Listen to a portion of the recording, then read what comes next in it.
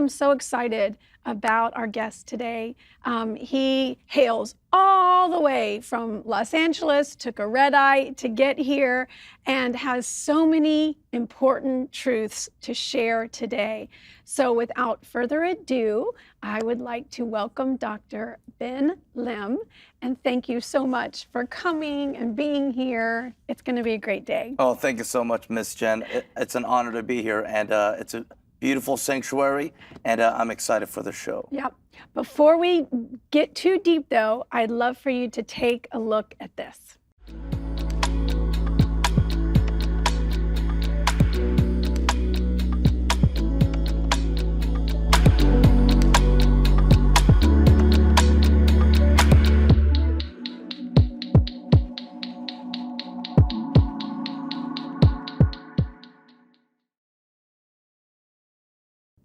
Now, that was just a little tiny portion of a huge, big ministry that really is touching the world and taking the millennials by force.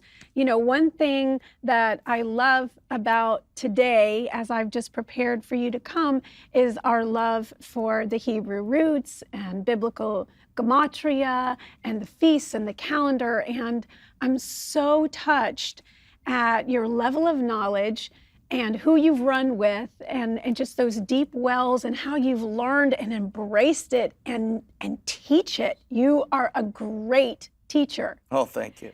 So okay, I want to talk about your testimony and your story, but first we'll just segment. How did you fall in love with the feasts? Well, you know, when you love Jesus and you realize that Jesus, Yeshua, was a Jewish man, and he still is a Jewish man, and that he's coming back to Israel, a certain specific location that was allotted, plotted, promised to the covenant people of God from the beginning of time, then you begin to realize that the Bible, the Torah, is so rich and filled with revelation. Yeah. And you can only find it in the Hebraic roots. You can only find it within the culture of Israel and the history of Israel. And so at a younger age, as I was hungering after the Lord, I said, I need to understand the Bible more. And as I began to study and read the Bible more, no, we shouldn't believe in replacement theology, but we have been grafted in. And as I began to understand these revelations and truths, my eyes began to open up and I began to experience the power of God even deeper. And the Bible became even more rich and real and personal to me afterwards. So then that's when I started going deeper into the Hebraic roots, foundations, and the feasts. And especially when you go to Israel, truly, when you step into the Holy Land, your life will never be the same again. It's true. It's true. You're taking a group, right? I am, yes. Do you still have openings? We have a few, yes. Okay. So how do they find you if they want to go? Well, next year in 2023, we're taking a group to Israel, probably around Pentecost, Shavuot time. So if you want to follow us, be a part of our group, go to benlimglobal.com, and we're going to have a wonderful, powerful time. That's awesome. Yes. Well, thank God the country's open, that we can Absolutely. go back. You said it correctly. It changes your life. It changes the way you read the Bible. It changes the way you think. It is profound. And I just love that you are in love with these things because it's huge.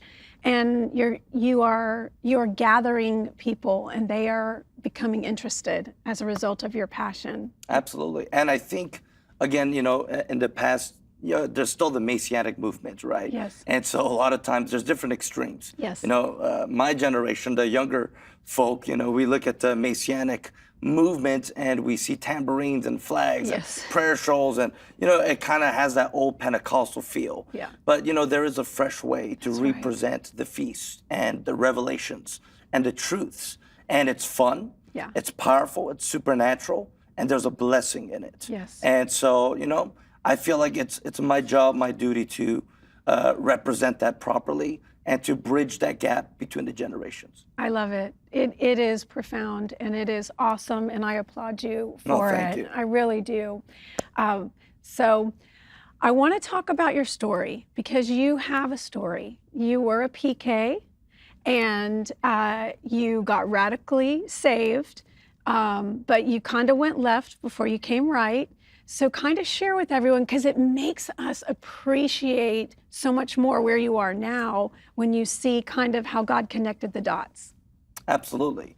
Well, the cliche is almost true that that PKs will go left before they go right. And I had a rough childhood, and there was a lot of abuse in the family. And even though my father had a thriving church at the time, there was just a lot of drama. And then afterwards, my birth mother, she left the family. There was that divorce. My father had to let go of the first church. And in the Korean culture, there's a lot of shame and a lot of condemnation. And after she left, I went straight into drugs. I went straight into bullying, which led me into drug dealing and led me into gang activity, coming in and out of jail at least 4 times, Wow. 5-time felon as a minor. But my stepmother, who came into my life about 1 year after my father's divorce, she was a prayer warrior, and she really stood by our family and dug her heels into the ground and really prayed and really saw the breakthrough in our family. And, I was living in the world for 7 years, middle school to high school. And, but right at the age of 18, I feel like that's when all the prayers of my parents finally were answered. And this is me going to church 2 to 3 times a week. Yeah. Excuse me. I'm going to church 2-3 times a week. I'm playing in the worship team, drunk and high pretty much every service. I'm selling drugs from my dad's church. And, I'm in church. I'm serving in the church, but, I'm like a dead zombie. But then finally at the age of 18, there was a desperation that happened. And the undercover police, the police officers, people were looking for me. And it was at that time I said, I need a change in my life.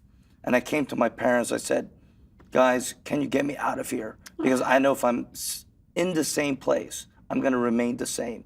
I needed a radical change. And my parents said, yeah, let's think about it, pray on it.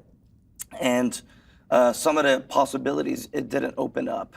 And one day I prayed, and the Spirit of God touched me. And I remember I was sitting on my bed, and the moonlight was shining through the blinds. And I said a simple prayer. I said, God, I hate my life. And I know my life is meant to be more than this. So if you're real, answer my prayer tomorrow about leaving the country. I knew I needed to flee the country. And the next morning, my father wakes me up and says, Ben, do you want to go to Australia? And so it was with YWAM, Youth with a Mission. And 1 month later, I flew off, and I never looked back since. And that was 18 to now. I started the ministry at 19 years young, pastoring a church in the streets of Los Angeles. Wow. Homeless people, drug addicts, gangsters. And, that's how I started ministry at the age of 19, because I wanted to see souls saved. And from then to now, I've just been pursuing the glory of God because I'm hungry. Yeah.